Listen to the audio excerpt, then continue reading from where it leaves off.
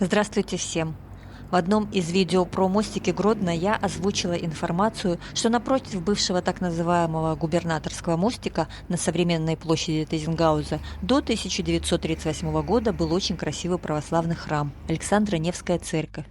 Вот она, которая, увы, в 1938 году была разобрана, и было много вопросов на эту тему. Я решила снять отдельное видео, раз тема интересна, и рассказать ее историю, показать, куда планировали ее перенести.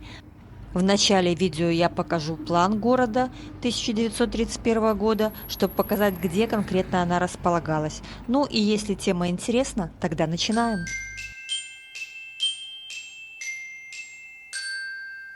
Чтобы немножко разобраться, где стояла церковь Александра Невская, смотрите, вот это площадь Тейзенгауза, вот это Кривая Официна, вот здесь Вечный огонь.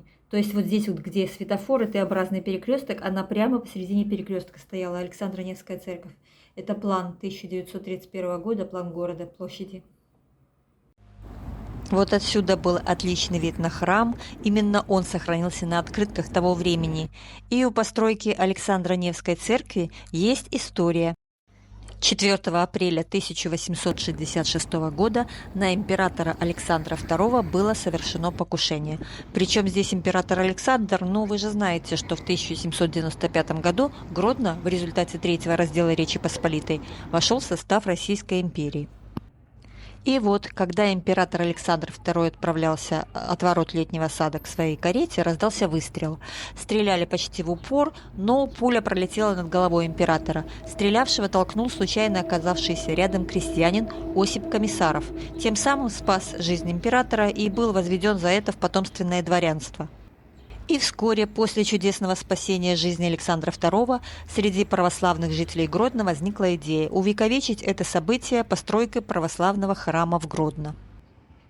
Так, на собранные пожертвования в 1870 году весной было завершено строительство церкви. При освящении ей дали имя Александра Невская, а уже 24 июня этого же года ее посетил сам император Александр II во время своей поездки через наш город.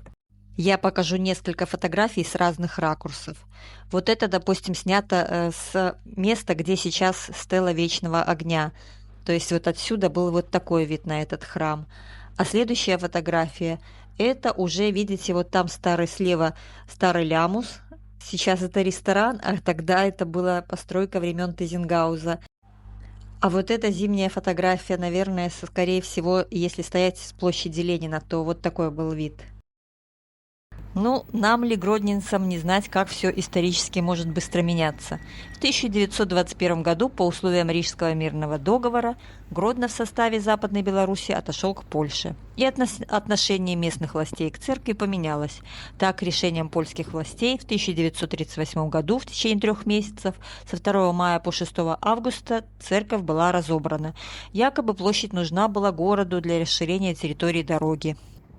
Кирпич аккуратно собрали с намерением построить для православных новую церковь в более удобном для этого месте, проще говоря, перенести.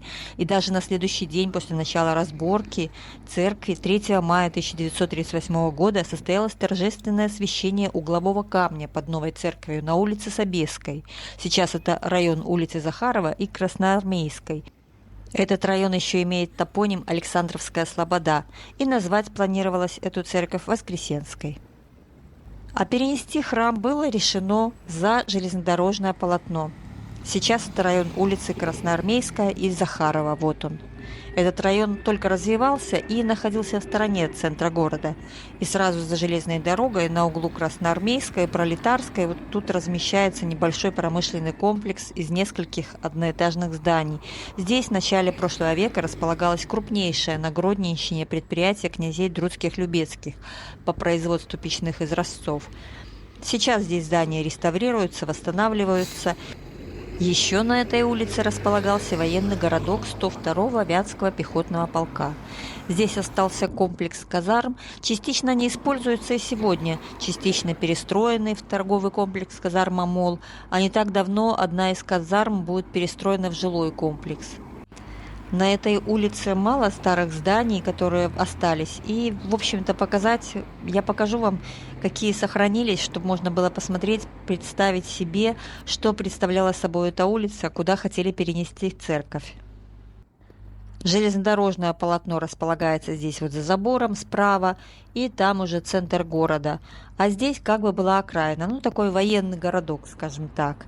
И когда Гродно вошел в состав Польши, казармы стали именоваться легионерскими, и в них разместили уже 36-й Лидский пехотный полк. У меня, кстати, есть видео про казармы, и там еще можно посмотреть, как все это выглядело до реставрации. Вот здесь это жилой комплекс, который реставрируют. Но кому интересно, может посмотреть, как это выглядело, когда здесь была еще старая казарма. Еще на этой улице есть такая особенность – памятник Чапаеву и Щорсу. Это мой велосипед, а памятник Щорсу вот этот. И они так повернуты, что смотрят на Баптистскую церковь, внимательно наблюдают.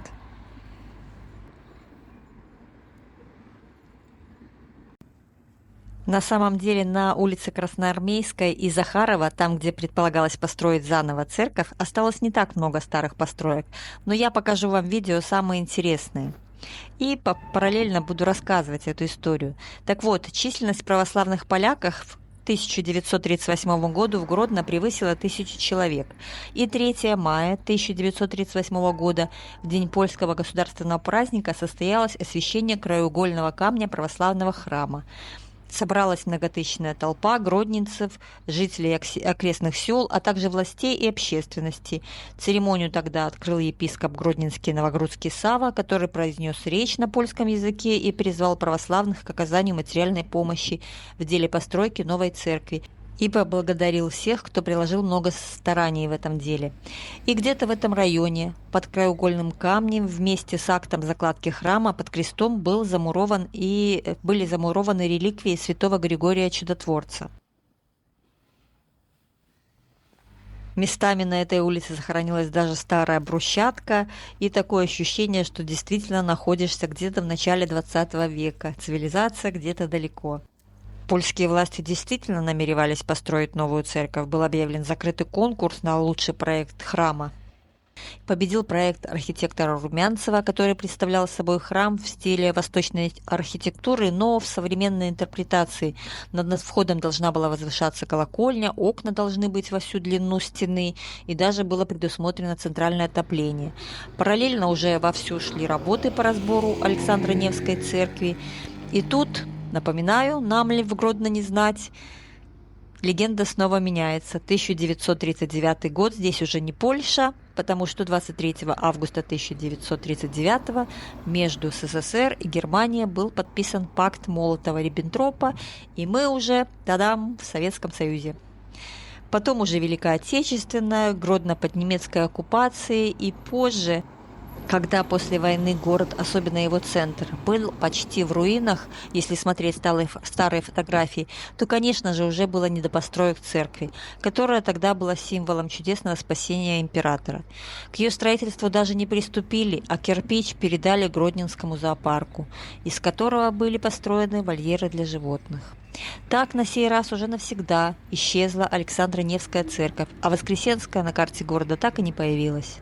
Точное место закладки капсулы с частичкой мощей святого Григория Чудотворца сегодня определить уже невозможно. Предположительно, она могла находиться в районе автовокзала. А район, названный Александровская Слобода, и по сей день остается за забором ЖД-полотна, как бы отдельным от центра города, и на улице Захарова и Красноармейской осталось пару старых домов, но в основном это жилой район, в котором нет ничего примечательного, а церковь, безусловно, могла стать объектом, вокруг которого была бы совсем другая жизнь. Ну, как есть, так есть. На улице, как ни странно, сохранилась старая брусчатка, и, проходя по ней, можно представить, как это все было в начале 20 века, и, собственно, на некоторых улицах осталось и теперь. Также брусчатка есть за железнодорожным полотном. Уже со стороны ЖД вокзала, со стороны улицы Буденного можно пройтись, посмотреть своими глазами. Брусчатка в довольно неплохом состоянии, и это очень необычно пройти по ней и посмотреть на Александровскую Слободу со стороны. Но это уже совсем другая история. Вот такое видео получилось. Стало теперь немножко понятно, где располагалась церковь, почему она была снесена, где ее собирались построить.